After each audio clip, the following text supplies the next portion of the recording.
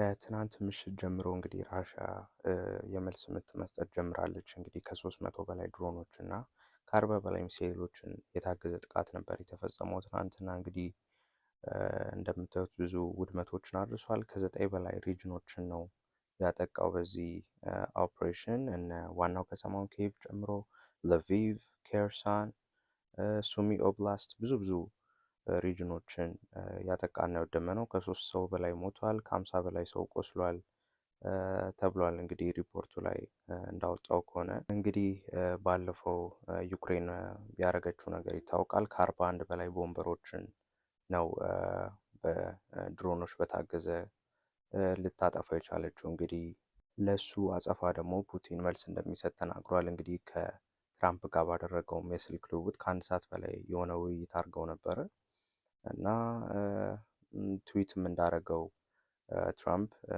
ያንን ሪታሌት እንደሚያደርግ ለተደረገባቸው ነገር ፑቲን እንደገለጸ ነግሮት ነበረ።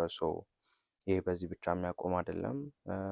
ሞር ተስፋ ነበረ ድርድር ለማድረግ በሁለቱ ኢስታንቡል ሄደው፣ ግን ይሄ ነገር ከተፈጸመ በኋላ ፓሲቢሊቲው በጣም የቀነሰ ነው ከዚህ በኋላ ለመደራደር። ከዚህ ውጪ ሞር ሰመር ኦፌንሲቭም ራሻ በቅርብ ጊዜያት እንደምትጀምር አናሊስቶች እየገለጹ ይገኛሉ። ይሄ ጦርነት ከዚህ በኋላ የሚቀጣጠል እንጂ የሚቀዘቅዝ እንደማይሆን ብዙ ሁኔታዎች ያሳያሉ። በቅርብ እስቲ እየተከታተልን ምናየው ይሆናል። ይመቻችሁ።